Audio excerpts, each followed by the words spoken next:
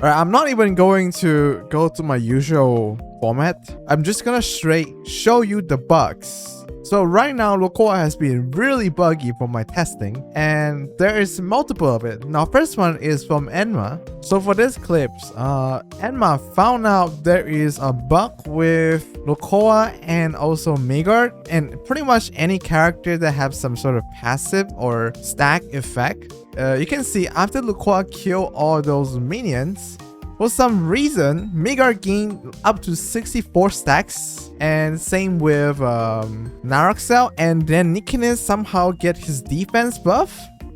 Like, even though he's not max health anymore, like it's a weird ass bug. And not only this is not a visual bug, by the way. You can clearly see that Megard can do like insane amount of damage from the active skill. So I don't know what's happening here. Twordog need to investigate this, obviously. And also, I cannot replicate this. Maybe it has to do with being a max breakthrough Lucoa. That's my guess. I don't know what the bug is. I try to replicate it, I can. But there are also a couple other potentially bug I found with Lucoa. So in order to let you know the bug, I have to first explain the equipment first. So Lucoa equipment, when a chain combo hits an enemy, one stack of mortality mark is inflicted. Each stack of mark increased active skill damage received from this enemy from all Aurorian by 7%. Maximum 10 stack lasts the entire battles. So this stack will make enemy take more active skill damage. Easy, right? So chain combo will inflict 1 stack, and active skill at Ascension 3 will inflict slow on all enemy, deal 260% damage, and then inflict 2 stack of mortality mark before the active skill deal damage, so you get extra damage over there. And the slow lasts for 2 rounds, but the mortality mark lasts forever, right? So now that you know what mortality mark does, which is increase the damage from active skill, but from my testing, this is not true. It doesn't actually only increase the active skill damage. It's very confusing. So I done a couple testing. So the first testing I done is Schwartz. So I want to know if the mortality mark actually increased the percentage portion of Schwartz active skill. So if you don't know, Schwartz can do 300% damage plus 10% of the target current health to all enemies. The damage dealt by active skill will increase with Schwartz defense up to 5%. So this damage does not increase the current health damage. So I want to know if the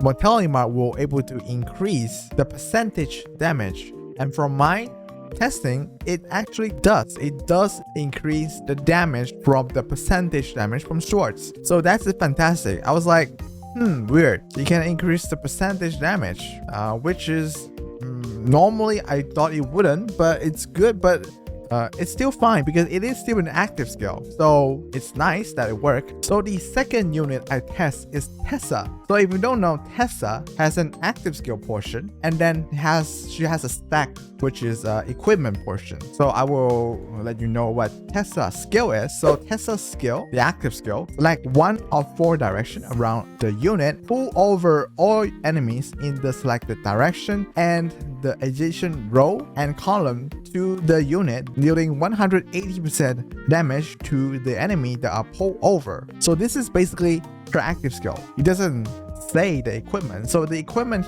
is Grand Tessa mark, and whenever you use active skill, the mark will then unleash to do damage that ignore defense around the 2 surrounding cluster.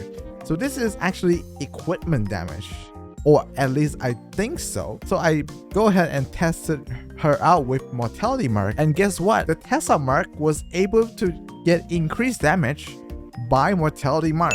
Now this is obviously huge because Tessa main damage is by the Tessa mark, because this thing ignore defense, and the active skill portion is only 180%. It's not big. The big part is on the equipment, and it get buffed by mortality mark. So this is like, is the equipment active skill damage? Because mortality mark specifically say increase the damage dealt by active skill, and this is not.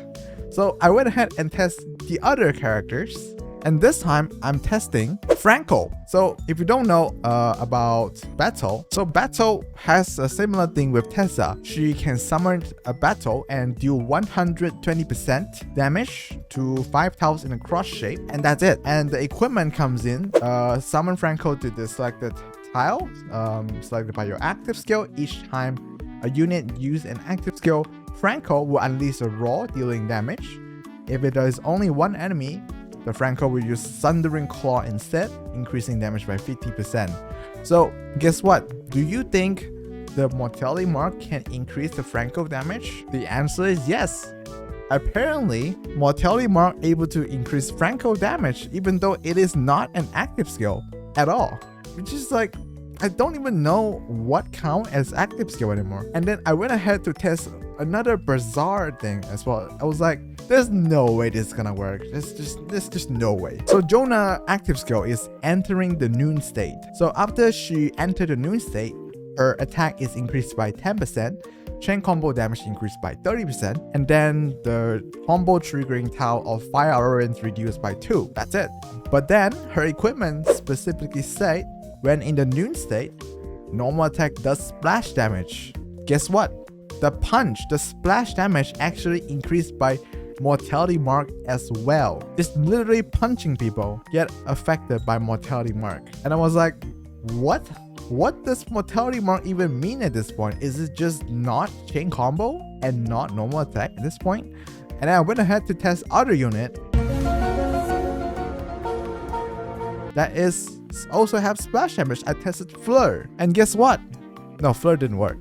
So Fleur's splash damage did not increase by mortality mark. So there's just very specific units that splash damage can increase by the mortality mark. Like I tested so many units and there's not been a very consistent pattern, because I tested Fleur and Fleur is affected by active skill, but then the splash did not deal extra damage, which is what count as active skill damage at this point? Now I don't know if this is intended or this is just bug.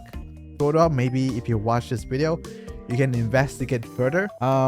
That's pretty much my rant, or not really a rant, I'm just found this out. I'm pretty surprised, and I have spent way too much time trying to figure out if Lucoa is even good, so that's why I found this bug. But anyway, since we're done with the bug part, let's go to the in-depth analysis, shall we? Alright, so her active skill deal 200 damage to all enemies and then inflict slow on all enemies that is on green tiles for 2 rounds. On Ascension 2, she will inflict the mortality mark before doing damage, 2 mortality mark, and as Ascension 3, she will do more damage. The slow inflict is only on enemy on the blue tile, so this is actually pretty hard to achieve, not gonna lie. And then her chain combo, which is the X shape. On 2 chains, she do 160% damage to 8 tiles in an X shape. Now, I think a lot of people dislike X chain, but I think X chain is fantastic on Lucoa because of the fact that she can build up with the mortality mark, and X shape is actually a lot of range. Like only on 2 chain you can cover round 2 cluster range, even though you don't hit a lot, but you only need 1 hit to inflict 1 stack of mortality mark. So in my opinion, I really like X chain on this type of unit. They can inflict like status effect. I really like X chain on Lester as well because it's just good. I mean, when you inflict status effect like pack or whatever, you don't really need that much chain. You don't use Lucoa for the chain combo damage, although she can do a fair bit, but you don't use her for that. And then at 7 chain, she deal 160% damage to enemies in an X shape to the maximum range. So you get even further range, which is pretty useful if you just want to run away and still do damage and still build up the stack. And at 7 chain, that's not bad. And then at 10 chain, which is like whatever, you get 15% more damage. It's still the same X shape to the maximum range. Not important. Basically, from what I see, it's just 2 and 7. And then her equipment, which I already talked about. Let's skip to the next one. Let's talk about her breakthrough. So her breakthrough is on breakthrough 2, getting preemptive strike. This is actually pretty important because you will be able to use 1 more active skill in 15 round settings. So I think this is a massive increase. for Lucoa, and the fact that you can build up stack right away, just really nice, increasing your team damage by a lot. This is like, I would say borderline must-have, borderline. But it is a very good active skill to have on the preemptive strike. And then at breakthrough 5, you get one more additional mortality mark when you use active skill, which is again very nice. You can build up a stack faster.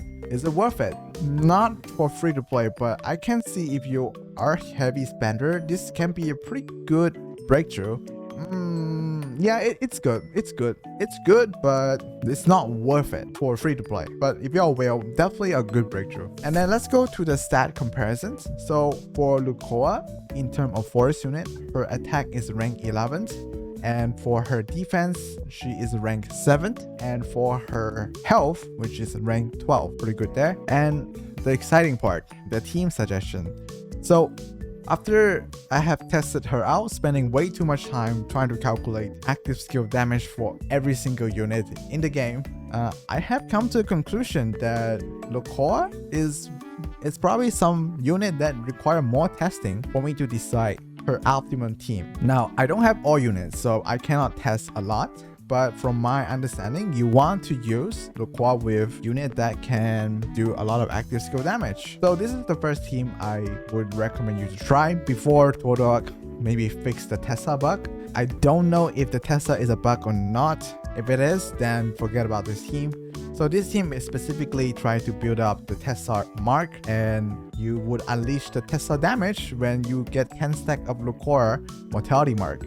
So we get Luke, which will help you build up Tesla stacks, and Unimed, 1 cooldown conversion, and then a pseudo healer kind of, and then just nice conversion with low cooldown, so you can walk around easier. And then for short is just nice because mortality mark will buff the percentage damage as well, and you can cut out the boss or whatever health early, and then you can finish the boss off with your heavy stack of Tesla. So this is the team.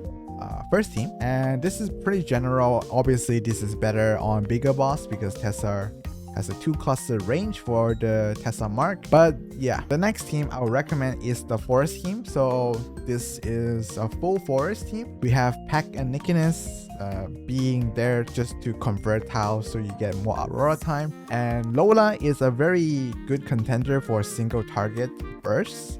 Same with Midgard. I put these 2 characters in just so we can do a lot of damage to single tile monsters. So this team is pretty much to do single tile damage, but on active skill instead.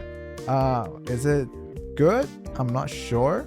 Maybe. Now, on what case this team will be good is maybe on enemy that take reduced normal attack and chain combo damage. I think there is one boss that does that, is Shelmer, but Shelmer has a big size. She's a 3x3 boss. So maybe in the future, if they release a boss that is single tile, also have the buff where she would take less damage from chain combo or normal attack, this team will probably be very useful because Lola just do a shit ton. She is probably the best damage dealer for single target in terms of active skill, at least from my calculations. But then you have to achieve Aurora time very frequently to not heal back the monsters. So that's why I include 2 converters in there. And Midgard, just nice damage for single tile. The active skill is only 2 cooldown. You get teleport, huge damage. She's like one of the most broken unit in the game. And yeah, that's the second team. And then we have the third team. So this is the fire team, and I would say this team is better on enemy that is either 2x2 or 3x3. We have Sinsa being one of the highest damage dealer for active skill in here, and then we have Charon also being one of the highest damage dealer for especially 3x3 enemy, because you can hit every single tile of the boss. And then of course Toru, same thing with Charon, a bit more flexible though because you can select. And then I put in Nails here. I'm not too sure about Nails to be honest, but Nails is quite good in here because, well, Nails do a lot of active skill damage. If you don't really like Nails, or if the stage really hit you a lot, or you cannot like dodge stuff, I would suggest using Novio instead, but you can fiddle around. All 4 of these units can do a lot of damage with active skill, but there's no converter in here, so you're gonna expect you're getting smacked a lot by the boss. So I would not suggest nails, to be honest. I'm just putting it here. Nice consideration, but I would say Novio is better. And then we have the next team, which is very similar to the first team I talked about, except we take out Unimed and put in Hachi and Gin. Hachi and Gin is also a phenomenal damage dealer from the active skill itself. If you don't know about Hachi and Gin active skill, I will explain it in the future. He is a very nice damage dealer. I really underestimate him or it. I don't know. Yeah, this is just huge damage from active skill. It's the same as first team, but then less yellow tile to traverse. And then for the last one, we have our blue team. This team is specifically very good for unit that is very similar in terms of Norzite size. So the 12 tiles boss. So every single unit here can do massive active skill damage, and then can also hit huge portion of Norzite size. So for Sharona, you can hit 10 tiles, and Elma, you can hit every single tile of Norzite. And for Allura is 8 tiles, I believe.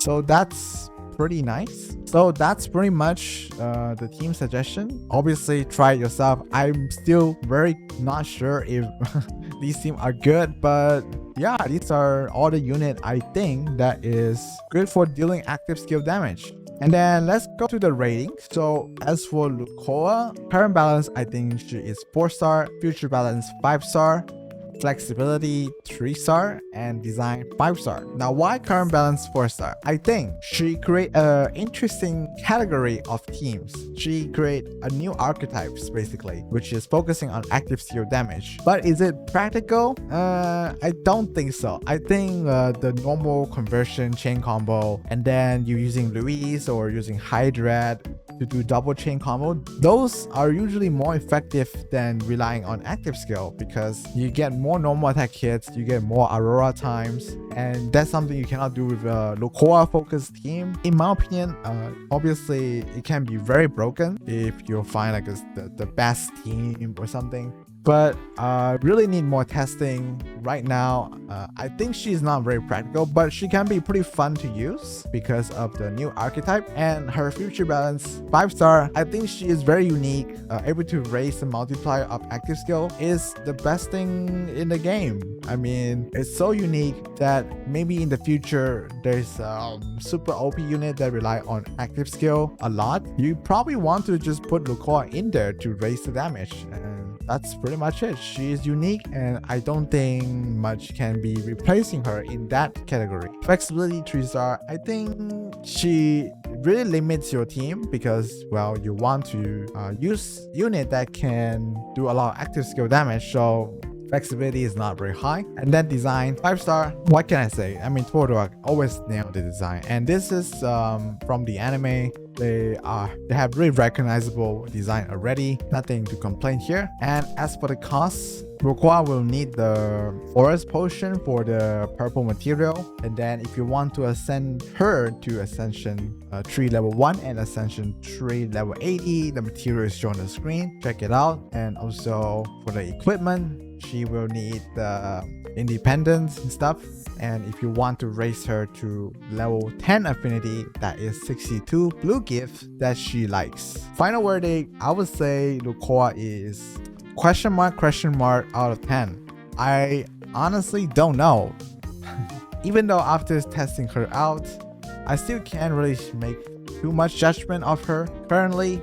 If I have to get a score, probably around 7. She is very unique, but is it practical? Not sure yet.